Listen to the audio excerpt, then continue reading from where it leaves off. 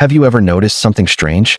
Humans have never had as many conveniences as they do now, but they've also never been as anxious as they are now.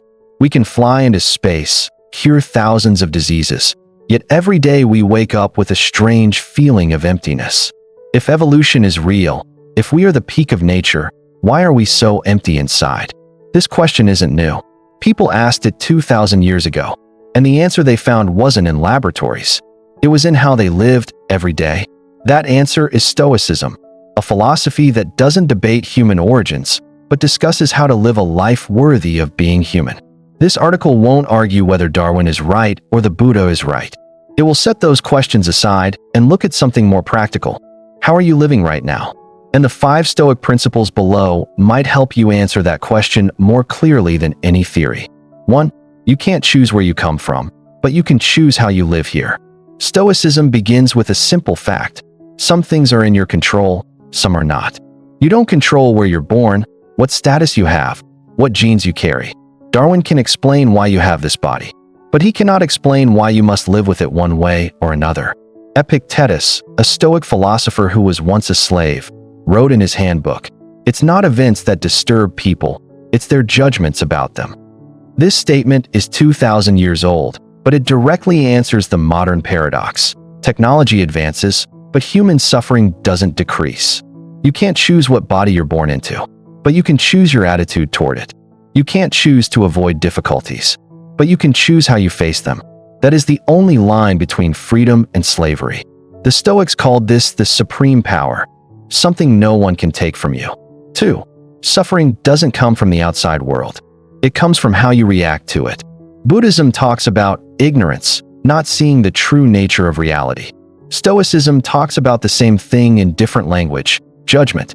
Seneca, a wealthy and powerful Stoic philosopher in Rome, wrote, "We suffer more in imagination than in reality."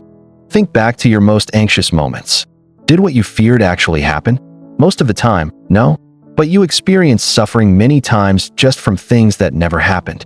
That's how the mind tortures itself. When you get angry because someone said something bad about you, what hurts isn't their words. It's how you judge those words.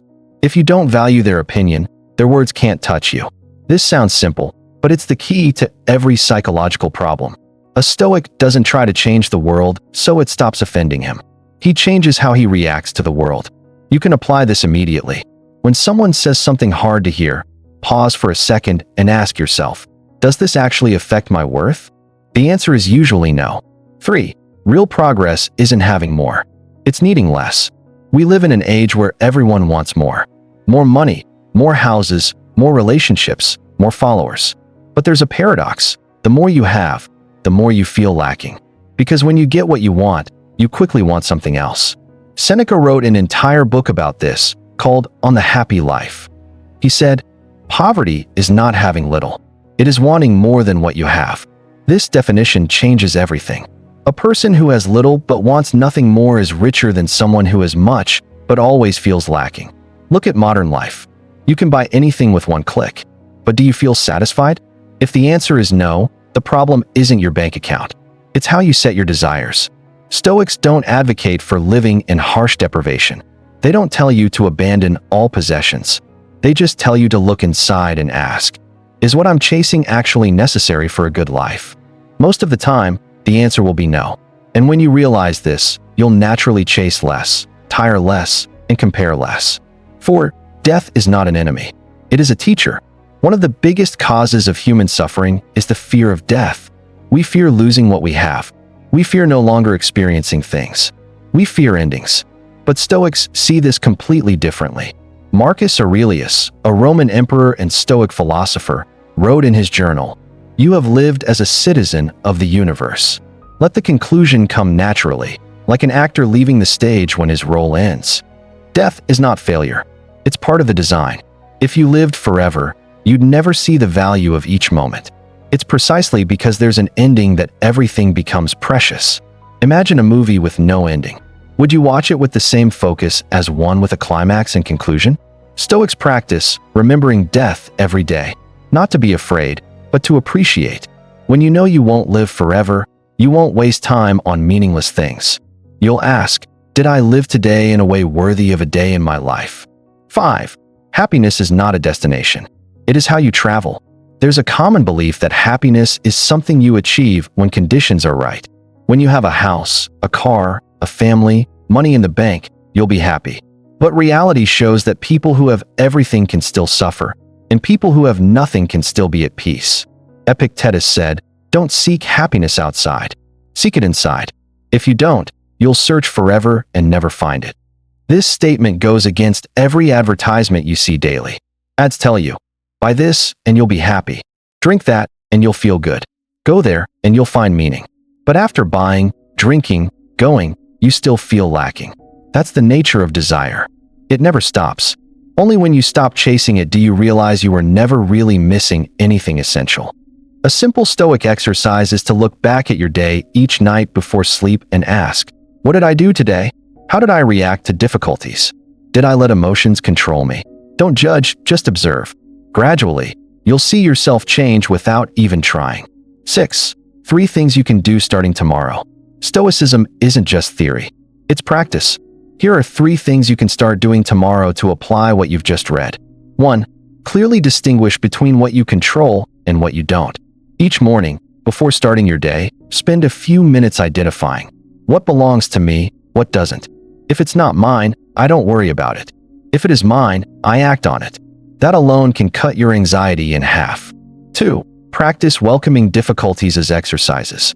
When something doesn't go your way, don't immediately complain.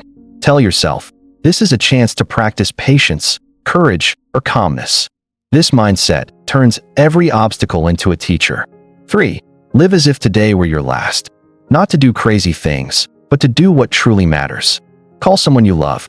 Do work you enjoy. Say thank you. Don't let small things steal your sleep.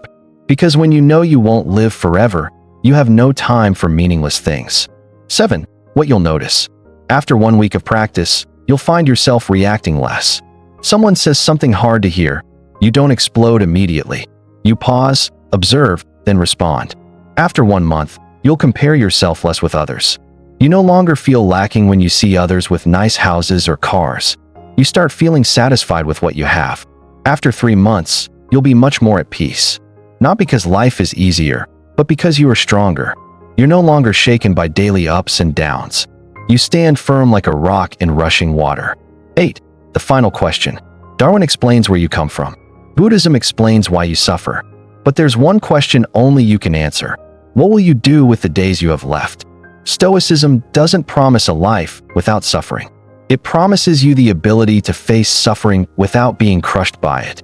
It doesn't promise you more money or more love. It promises you will feel satisfied whether you have little or much. And perhaps that is true freedom. Not freedom to do what you want, but freedom from being controlled by endless desires. Not freedom to fly into space, but freedom to stand firm on the ground no matter how hard the storm blows. In a world moving very fast, dare you stop?